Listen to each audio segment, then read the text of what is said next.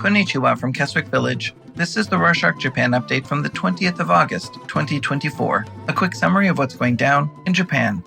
On Wednesday the 14th, Fumio Kishida, the Prime Minister, announced that he wouldn't run for the president's spot in the Liberal Democratic Party, or LDP, during the party's election in September. The people who will vote in this election include the 1 million party members who pay dues to the LDP and current elected LDP lawmakers. Kishida's announcement is very big since the LDP is the current majority party, and in Japan, the majority party's leader almost always becomes the prime minister. Even though many officials think Kishida could win the election, the prime minister says he doesn't want to push LDP's policies on the people when public support for the party is so low, roughly 25% for the past 9 months.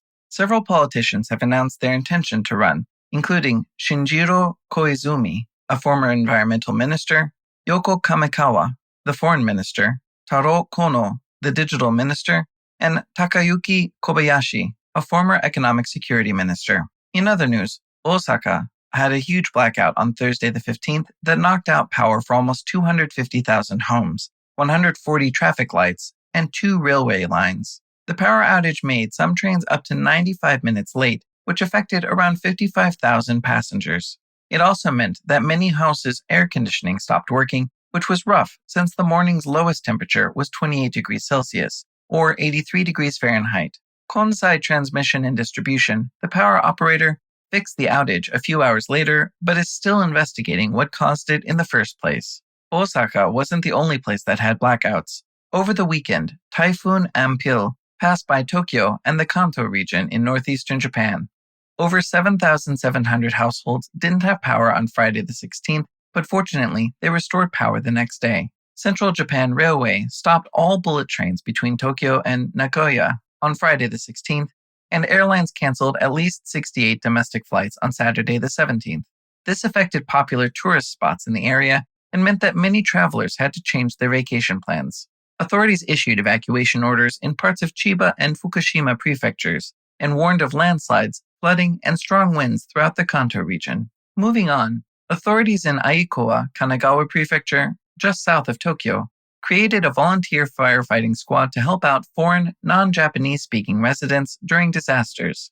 The squad will help interpret and translate both during the evacuation and support foreign residents in temporary shelters. The brigade is called a Functional Fire Brigade of Multilingualism.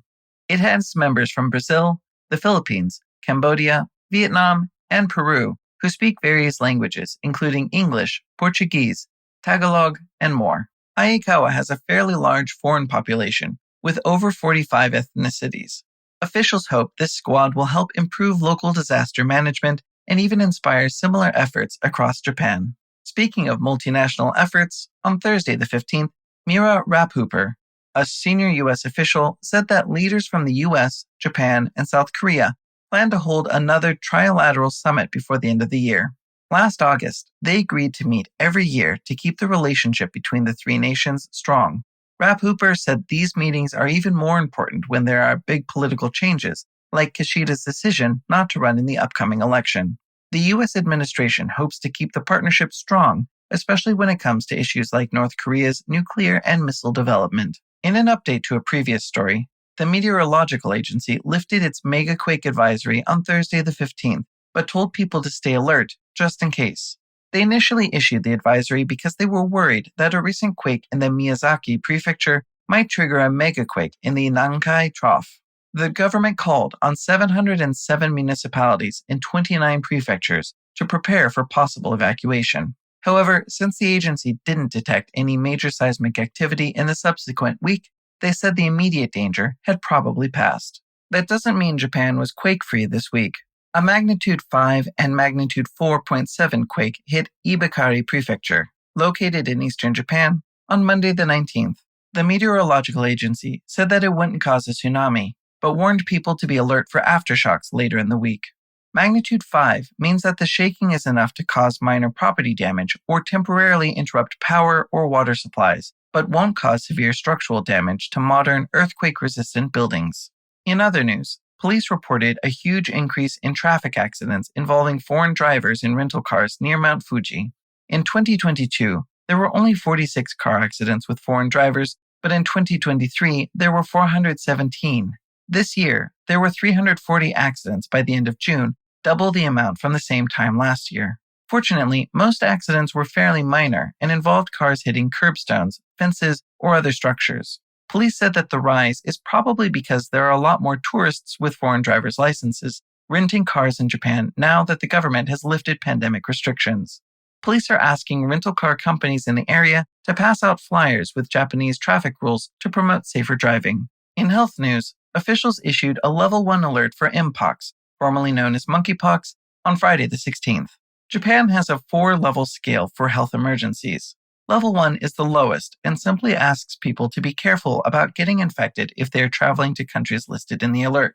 In this case, the countries listed are the Democratic Republic of the Congo, Burundi, Kenya, Rwanda, Uganda, the Republic of Congo, and the Central African Republic. On a more positive note, a team of researchers from the National Cancer Center Japan and Jontendo University said they're starting clinical trials to see if improving gut bacteria will help cancer patients who aren't responding well to immunotherapy.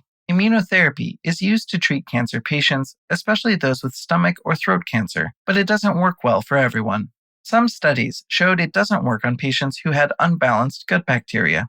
These new trials aim to find out if transplanting healthy gut bacteria into a patient's unbalanced gut bacteria will make immunotherapy treatment more effective. Moving on to business news, Alimentation Couche-Tard, a Canadian convenience store operator, sent a takeover offer to 7&I Holdings, the Japanese retail chain. The chain created a special committee of independent third-party directors to look at the proposal. 7&I hasn't yet decided what to do about the proposal, whether they will accept, reject, or negotiate. If they accept, the Canadian company will likely need to pay at least 5 trillion yen, or $34 billion. 7&I is currently trying to focus on its main convenience store operations and put its supermarket business to the side. Meanwhile, the government is thinking of changing its sales tax exemption system for foreigners. Currently, most goods come with a 10% consumption tax, but stores waive this tax for foreign travelers on purchases over 5,000 yen, or $34, as long as the traveler shows their passport.